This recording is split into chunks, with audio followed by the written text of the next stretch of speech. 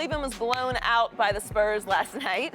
Jim Jackson. Of course, still he's with loving us. it. I mean, He said that the Spurs were going to lose. I thought they were going to lose. I thought Cleveland was going to say, watch this. We're back. We're just fine. They're not just fine. Go ahead. How much trouble are the Cavs in? okay, from what perspective? Okay, here's the thing. Just talking to some people that are close to the organization. You have the issue with complacency in regards to the Cleveland Cavaliers and where they're at. Now, offensively playing well. I went back to, was it February 23rd? They were back coming off 4-game win streak. Things were going pretty good. But since then, and counting last night's game, they're 7-10. Shooting percentage offensively, pretty good, averaging 106 points, whatever it is. But they're giving up 109. And that's where you see a lot of stuff. And, Chen, I know you understand this too. Defensively, body language, not buying in.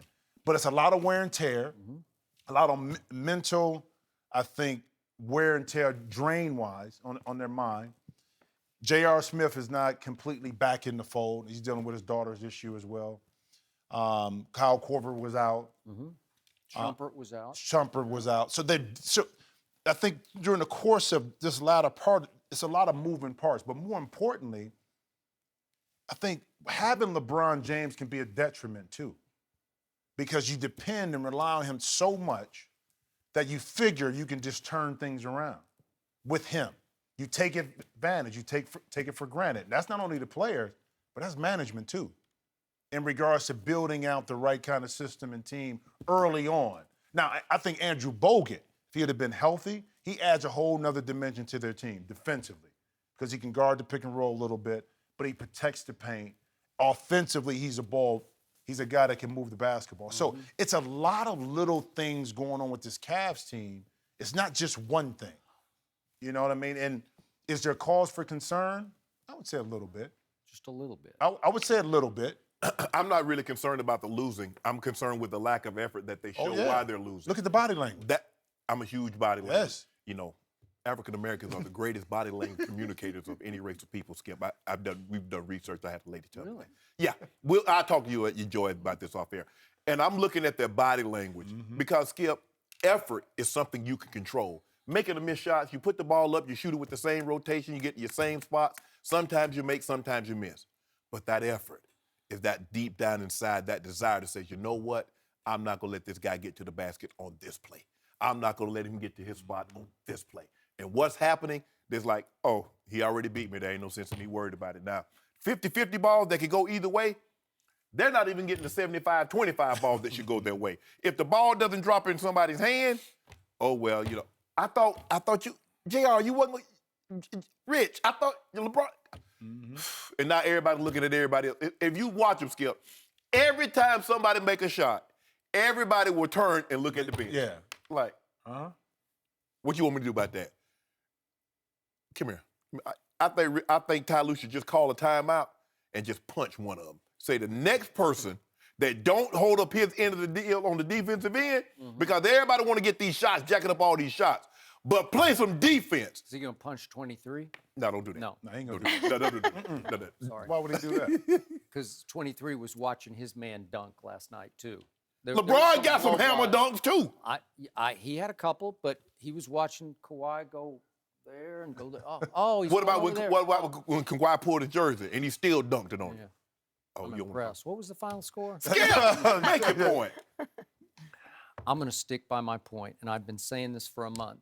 This is a troubled basketball team.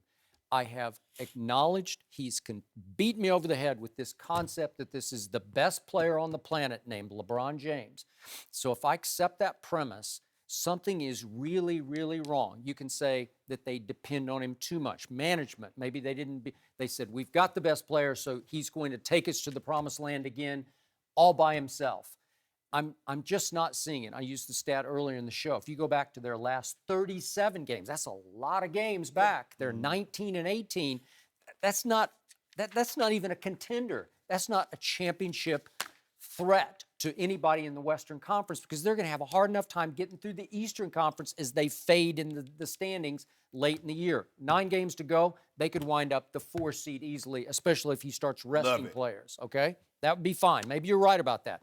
Maybe it's all premeditated motivation by the King of Akron. Maybe this is all a grand plan on his part. I'm not buying it because I'm not seeing it. I'll tell you what I saw last night on national TV when I expected the Cavaliers to take a stand against a team they respect because they respect that head coach. LeBron does. Played for him, obviously, in international competition. I saw the team quit on LeBron, and I'm going to remind you, over the last month or so, he's taken a lot of shots at his teammates. You can say to motivate, or you can say that he's just sick of them. He said, we're top-heavy as you know what, which means after the top 3 that the bottom 9 are just not good enough, and that's after they added Kyle Korver. Did he lie?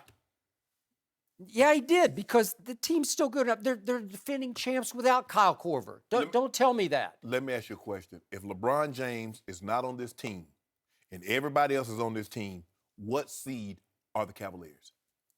If LeBron is not, If he's not. well, They I can still say got that Cal- about, Hold on. Let me I can say ask you that about any team. Oh, let me He's ask the you best this. player on the planet. Well, here's the thing. Before LeBron came back, they won 23% of their games. 4 straight years in the lottery, okay? They depend so much. They depend, not, you come back, you go to 2 consecutive finals. Guess what happens? Mentally, you figure you can turn it off and on. And in this league, it's tough to do that, especially when you start dealing with injuries. Yep. Okay? When injuries start to creep into your main players, Kevin Love, now you have the mindset of we can turn it on when we want to. That's not the case. Boston has gotten better. Toronto has gotten better. They've added components to the team where now it's going to be tougher to go through. So Cleveland, which I thought before would have an easier run to get to the conference final, now you're talking about battling 6, 7 games in round 2. Okay, I agree. In round 3. And having to face a tough Western Conference team. That's a totally different mindset going in. I got it. So, a couple of nights back, LeBron James says, I'm a tough guy, but my teammates aren't tough enough. I think that's a dangerous message to send to the rest of the locker room. Is he trying to inspire, or is he just sick and tired of lack of effort on their part, lack of toughness? I don't know, but it didn't play well, and that team said last night, okay, heck with you, you do this. And when he couldn't do it, then late third quarter, he quit on them. Oh, when And he got elbowed? Yeah, he gets a little tap on the neck from David Lee. Are you kidding me? And I dare either one of you to defend this. A tap from David Lee, not the toughest guy in the world, not the most physical player. You see where it went in, the point of the elbow Oh, okay, right there? yeah, he got him as like some karate move or something where you hit him right in the wherever. Wait a second. And then LeBron, the ball goes the other way, and LeBron's just fine. And then he thinks, oh, wait a second. I got an excuse now. And he walks to the sideline and crumples to the floor and stays motionless on the floor for 5 minutes. Yep. He's tapping out. He's saying, no mas, I don't want to associate with this mess on the floor. Then he goes and sits on the bench and says, you know what, I better go get checked in the locker room because he can't stand to associate with the embarrassment that are the Cavaliers right now. I'm sorry, it's the truth. You know it and you know it. He tapped out. David Lee hit the man with Yeah, the oh, dusty he roll. did. Didn't he? Oh, he From put the top elbow- ring roll. He came from the top. Oh, one of those. Yeah, put that Got dusty him roll right in on. that spot. Right. Where it just paralyzes you, Right. right? Yeah. He just paralyzed. He fell on the floor paralyzed You see for how- 5 minutes. It was see all like, those it was like a Kill Bill move. Yeah. You see all It those- is. It's a Kill Bill. It is. You see all those moves where they hit the guy in the back of the head, you know, they Yeah, and he's out. That's That what was LeBron- it. that That's was what it. happened. David Lee, kung fu artist. Lee. Wow. Bruce. Bruce Lee. How you David know he's Lee. not related to Oh, let's make a joke about it because you can't defend it. Would Michael Jordan ever do that? Nobody would do that. That's drama king stuff. Stop I'm it, sorry.